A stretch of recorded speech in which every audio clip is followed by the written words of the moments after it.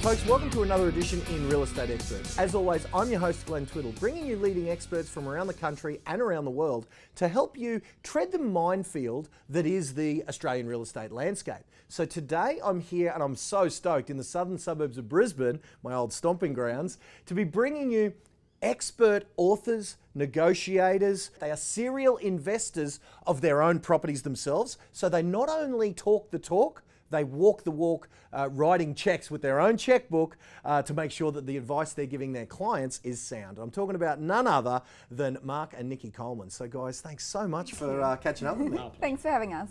So before we get on to, I suppose, some of the nitty gritty, where you've got a list of clients a mile long asking you how to do real estate well, like you guys do for yourselves, I need to ask you, what stopped you, I suppose, doing it for yourself, buying all those properties that you've bought for yourself as investors and having done all of those transactions as consumers, that led you to be practitioners of being real estate professionals yourselves? Nikki, what led to that?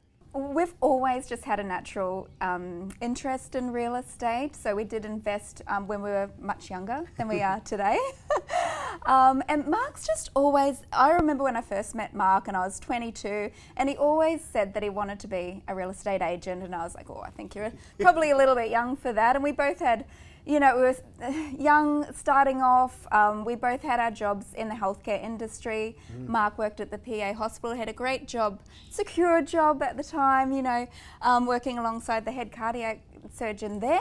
And I was a qualified dietitian, so we were following that sort of career path. But yes, we were those nerds that would go around to open homes and just kind of, yeah, we just had this interest in it. And I guess, you know, we just sort of wanted to see what we could do for ourselves, starting out as, you know, very young. And, you know, we always used to look at those people who had those big homes and think, how can we do that? We thought, well, maybe we can try investing in real estate. So we did. We had no idea what we were doing, but we just went for it, and we had some great results from that. So it really just sparked our interest. So Mark ended up working in the job, and after a little while I joined him. Wow. And Mark, those years that Nikki's talking about were well before shows like The Block and Hot Auctions and all of that almost made real estate sexy. So you guys were one of the forerunners to that. Tell us about some of those early experiences of what you saw from real estate agents now that you're one of the leading agents, you know, you've been top 10 in the world in RE/MAX, right, which is the biggest company in the world. Tell me about some of those early experiences, some of the observations you made back then. Glenn, as Nikki mentioned, we used to go around to all these open homes and really pester the real estate agents, I suppose. And we were often surprised that we wouldn't get any follow-up calls. We had genuine interest in some properties, and there was just no phone calls. And it was left to us to, I suppose, ring that agent and just see where that property was at, if we could make an offer. And there was one instance where we actually did make an offer on a property, and it was being negotiated with the owner, and then out of the blue, we hadn't heard anything back from the agent for a while. We called them up, and then she told us that she'd on-sold it to somebody else during the negotiation. So, you know, at that point I said to Nikki, I remember saying, look, I think we can do this better. Yeah, you know, this is I agree. This is the standard we of the could real definitely estate do industry. it better. It wasn't great. we can do this. We've got this, you know. So yeah, that's pretty much where it all festered from, I think, from those experiences.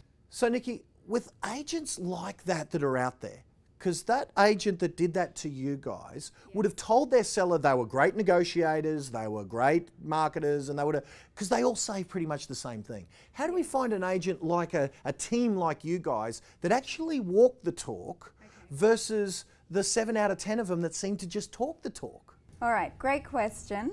Well, there's a bunch of different things, but for me, number one, and this is going to sound really simplistic, but for me, you need to look for an agent that is nice, that's pleasant to deal with, because keep in mind, this is the person that's going to be showing buyers through your property, and you want those buyers to feel welcome, to feel comfortable. I mean, you literally want them to feel like they are at home when they're inspecting that property. Mark, surely that's just par for the course though, bud. Yeah, look, Glenn, it is frustrating, I think, if you're looking as a seller trying to pick an agent, because they do get agents in. We all sound the same. We all say the same things. We all promise we're going to get the highest price in the lowest possible time frame.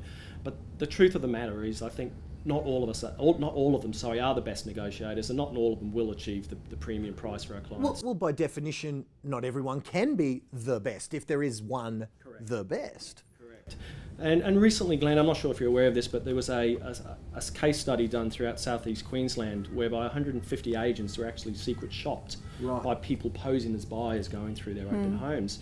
And that's something I would suggest to a seller, is to go to the open homes, see how the agent interacts with them, other buyers, and also how knowledgeable they are about that property. Because they're the people who are going to be representing them once it comes to a contract being negotiated. And if a buyer doesn't feel comfortable with that agent, they've got very little chance of getting a premium price from them. So if it was my home, I'd want somebody that was coming to my house for the very first time to feel welcomed and at home and picture themselves living there. And it was interesting because a third of those agents that were secret shopped, Glenn, weren't even nice, which is just astounding. So, and 2/3 of those agents didn't provide any post follow-up. Wow, that's fascinating to me. So Nikki, what would be the ideal amount of follow-up? Because let me just say, I've been through some open homes, and after meeting an agent, I feel like I've got a new family member. Like they're calling me, it's almost like stalker material. But like you guys have saying, I've also never heard from some ever again. Yes. Where's the sweet spot? Okay, the sweet spot. Well, I guess having the two of us, we do have an advantage.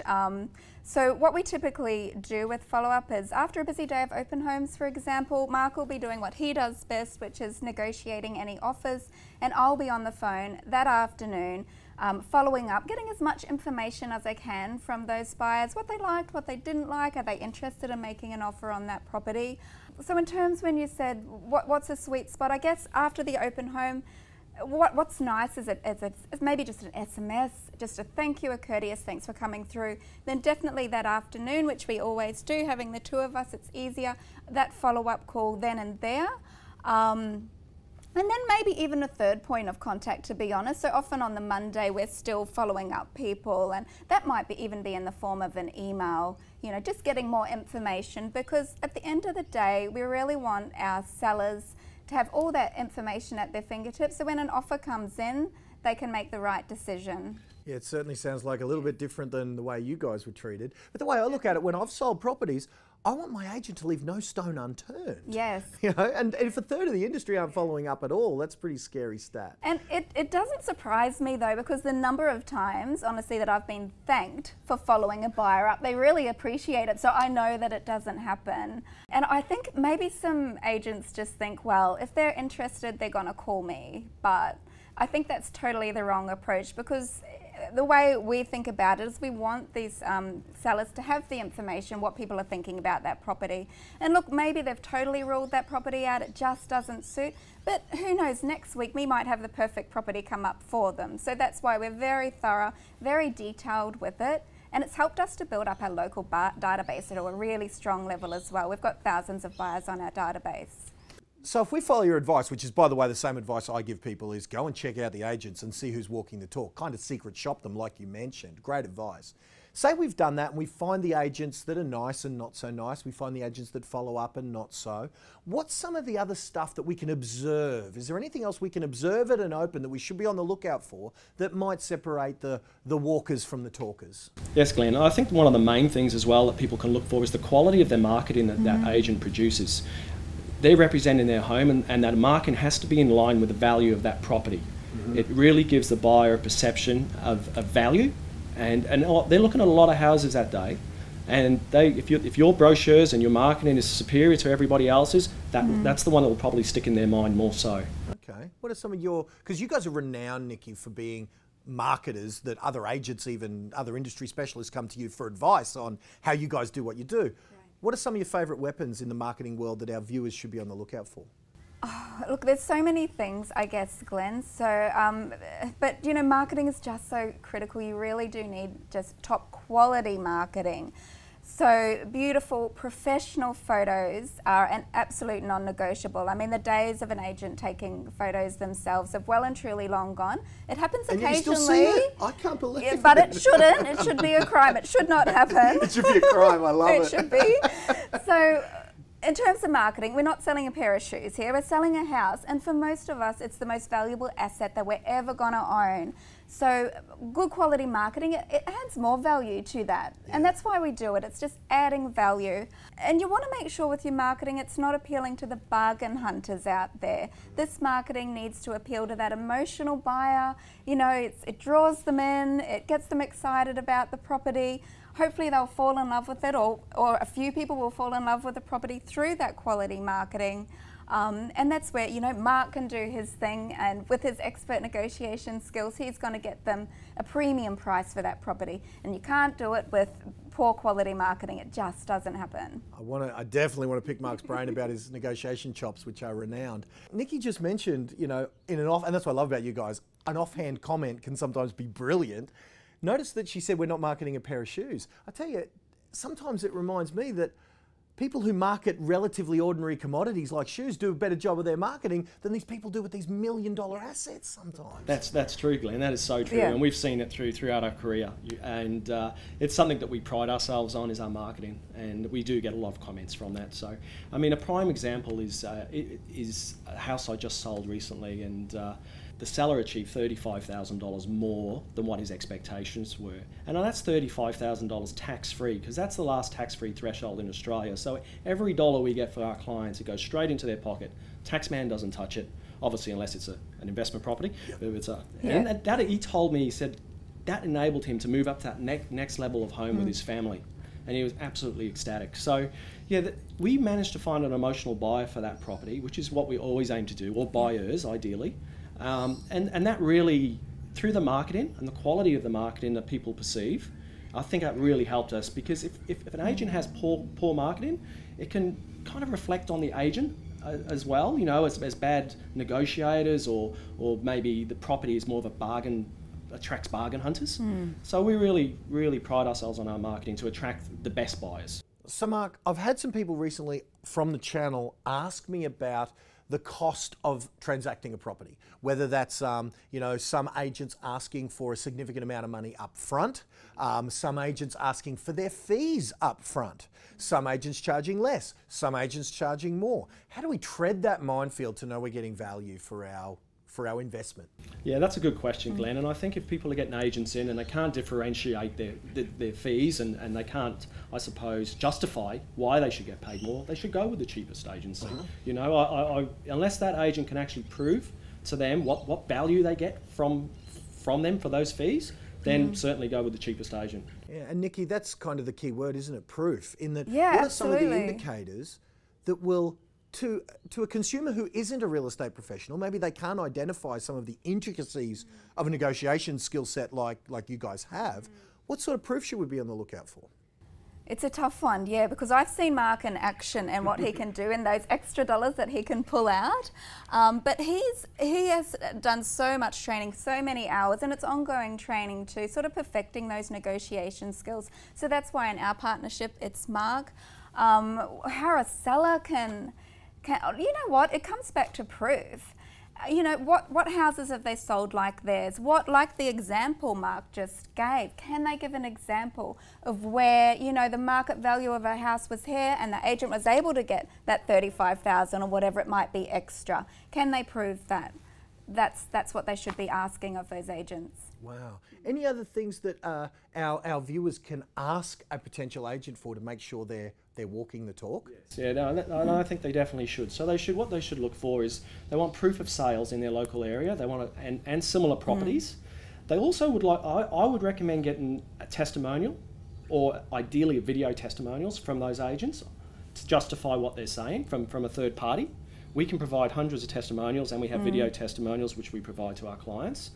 So really, hard to fake them. It's very hard to fake, and it's our experience. They wouldn't go out of their way, the clients, to do that unless they really had a fantastic experience. Yeah. So, you know, we believe we justify our fee, and it really will come back to the seller on the negotiations. So a little bit of money they may save by going with a cheaper agent could cost them a lot more by not having a good negotiator on their side once the contract starts. Absolutely. At the end of the day, Glenn, what a seller should do is ask these agents in front of them that they're interviewing, can you slap down for me, you know, hundreds, your last 100 homes that you've sold, I want those home sellers' numbers, can I give them a call? Wow. It's that transparent these days. They should be able to do that, and they should have those testimonials there. So that's going to cut through anything, any concerns or uncertainty.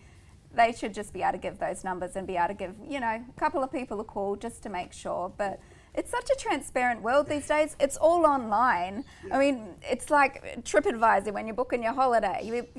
You're trying to find your best real estate agent. It's all online as well. Go and have a look at some of those testimonials.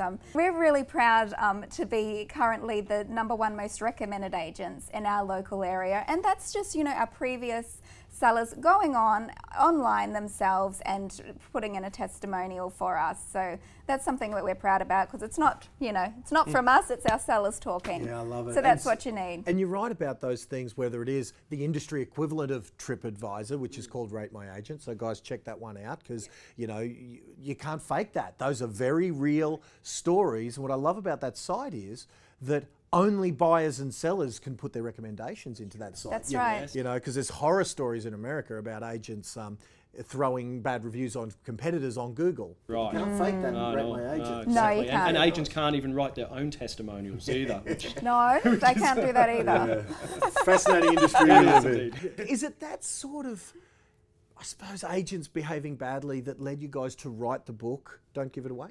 Yeah, I think it is, Glenn. Over the years of selling houses and I suppose working out what works through trial and error and just the market, we've been through every market, from the highs to the lows, and we've always been high achievers right through every year. So we got proven methods, I think, which we can benefit our clients from. And the title of the book is obviously Don't Give It Away, and that's what we work on.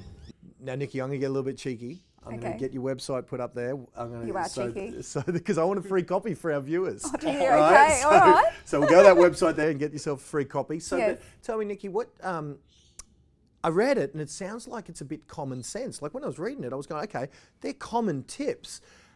Is what you're saying by giving those common sense principles, is it maybe not always common practice? Because that seems like pretty simple ideas that are adding so much value to these people's homes. Yeah, well, look, it's probably nothing all that revolutionary, but there's all these little things that these sellers should be doing if they do want to achieve a premium price. And I guess, you know, Mark and I, we've been at this gig for a good, between us, probably 25 years. So we've learned a thing or two. So in the book, we really just wanted to put down all of those insider little tips and tricks for our sellers, future sellers that really want to make sure when they do hit the market, that the property's, you know, in the market, not just on it, they're competitive, and that they're going to be able to get the best possible results. So, I mean, there's things, one of the things that I'm passionate about in our business, and maybe being more of a feminine thing, I've gotten right into it, is the home staging. So in that chapter, there's some really, you know, straightforward, very easy to follow little tips and tricks and things that people can do to stage their properties themselves. Like, so they don't have to really, pay $1,000 they to a stager. don't have to pay $1,000. Yep. No, they don't have to do that. So they can absolutely do it themselves. So with home staging, and I actually do it for our sellers too, because I really enjoy it. So what we're trying to do is we're trying to make the homes look as spacious and fresh as possible. We're trying to remove some personal items, certain belongings that might be a distraction to those buyers coming through, because we really want buyers to be able to picture themselves in the home. That's the idea of it. And we well and truly know that those best presented properties, they're the ones that are going to sell for the most money, and they're going to sell quicker. So why wouldn't you do it? Nice. And so guys, you don't have to go to Amazon and get it. Although if you want to, that'll give these guys another sale, but you can get it free here, even though it is up on Amazon, available for sale. So my next question, Mark, I'm going to direct to you, but I'll get both of you guys' opinion on it. My next question is, it's around a practice you mentioned in the book called, and I think you called it, inverted commas, buying the listing. What is buying the listing, and why is it such an easy trap for young players to fall into when they, I suppose, fall for that trick? Yeah, this has been in the industry for such a long time, this tactic of getting the listing or securing the listing. And it's basically where an agent will go in to a listing presentation, tell an owner an overinflated price just to secure their listing. It's and then what inevitably happens is, over a period of time where the property hasn't sold, when it's prime time on the market, you know, that first 1 to 4 weeks is where you're going to get the most interest. If that property is perceived to be overpriced, it will automatically get stale. So buying the listing is a method, yeah, that is utilised by some agents to secure the listing. It's not the best practice. We don't do that personally. We will give a fair price or recommend a fair price for that property. Based on what Mark was saying though, what's the difference between natural kind of optimism of me wanting as much money as I can possibly get versus those dangers where we're overpricing it seemingly? Why would we not just put it up higher and then know that we can come down if we did go a bit too high? Yeah, look, I think on the surface that does make sense to do that, and I can understand why sellers would, you know, get excited and get their hopes up and think, well, I'll go with this agent. They think they could get me dollar signs in our price eyes that I didn't think I'd be able to achieve. And look, often they're the agents that are going to be the cheapest on commission as well that do that. But it is such a trap for the seller. They need to be very, very careful. So as agents, we need to provide them proof of what similar properties have sold nearby, and you know, to give them that sort of market value of where they sit. Now, we don't necessarily want to sell their property for market value. Well, we don't. We want to get them that figure that's out there, but we need to do that the right way, and it's certainly not by overpricing it from the start. So when you overprice, it can sit there. We're not going to get a lot of people coming through, more than likely. People start wondering, what's wrong with this property? It goes stale. So it's totally the wrong way to get that top dollar. And Mark, as the negotiator, what does that do to your ability to get that top dollar when this happens? It's basically the process that gets you the top dollar, not the promise of a price is my advice to people. So, and it does really jeopardise the whole, you know, once an offer is presented, if a buyer has a perception in their head that it's been on the market for a long period, they're aware of that, they're not silly. They feel like the cards are in their favour, and then the negotiations start off on the back foot rather than on the front foot as a new listing, well priced to the market. Multiple offers is what we want to achieve. So if I sit down with a client, I'll go through the process that will get them to the top dollar, and there are techniques that I would use to certainly place my clients in a great position once that first offer comes in, without running the risk of overpricing it for the first months on the market, in the hope that somebody falls out of the clouds and pays silly money for it. So it sounds like it's a whole intricate web of skill of marketing, getting people to fall in love with it, staging that property, getting all those buyers together, and then negotiating. So Nikki, let me ask you this. Take your mind back to that time when you guys were, I believe the term they use in the industry is gazumped. So you're negotiating a deal and they sold it to someone else. If that situation was in the hands of Mark, tell me what would have happened with that purchase as far as emotionally buying to get that seller the most money possible. Well, yeah, great question. And what should have happened in that instance is they should have taken our offer. They should have said, we have other offers. We didn't even know that. But, you know, it's what we're always trying to do is get multiple offers. So when somebody knows that they're in that multiple offer kind of situation, they know that they can't muck around. I have to put my best foot forward. I really want this property, and hopefully they've fallen in love with it through that beautiful marketing, and they will just put in their top dollar. And if you've got multiple people doing that, you know, everyone wants the same thing, don't they? So we're all wanting the same property. We're not going to muck around. That's how you get your best money. And that's a very real case study, because you guys are still, you were so emotionally invested in missing out on that property that some 20 years later, you guys are still cranky about it. How much do you think that seller back then got cost by an agent without those skills? If you could guess. Well, we would have paid more than what the... And that's what we were saying. We would have paid more. So cost just by one little tactic. Just by not knowing what they're doing and working for the seller and getting the buyers in the right position and in a multiple offer situation where either party doesn't know what the other's offering, can generate fantastic offers. So all agents are not created equal, and your reputation, guys, is well deserved.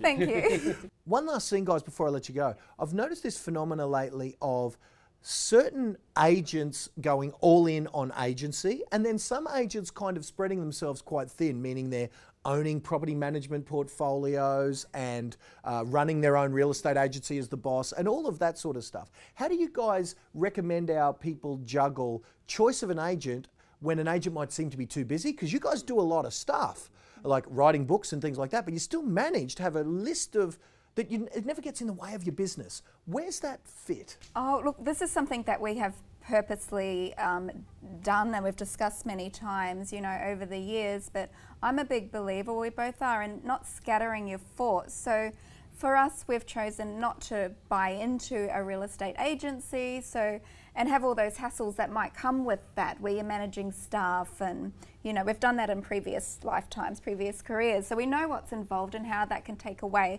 from what is our sole focus, which is really just giving the best service that we can to our sellers. So that's it for us, isn't it, Mark? We're just... And I think it's reflected in our turnover, in our success rate of sale. We've got an extremely high success rate in our sales. So although we're not with these agents that go out and basically are hoarders, they grab every listing they can possibly get in the hope of selling 10. We get 10 and we'll sell 10. So we're sort of selective. We want to make sure that clients are going to work with us and that they're realistic and we're going to achieve a great price for them. And we don't own an office in that, we don't get sidetracked. When we turn up to work every day, our complete focus is on selling those properties, and there's no distractions, which is the way we like it, and it's something that I think our clients really like too, because they know they deal with us always. There's no PAs, there's no other sales agents that work for us. They list with us, they get us. Wow.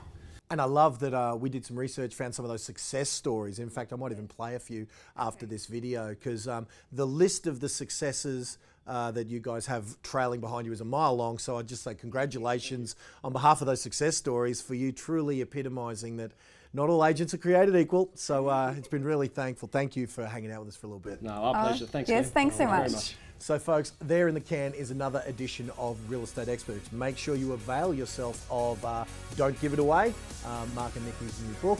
And until next time, folks, bye for now.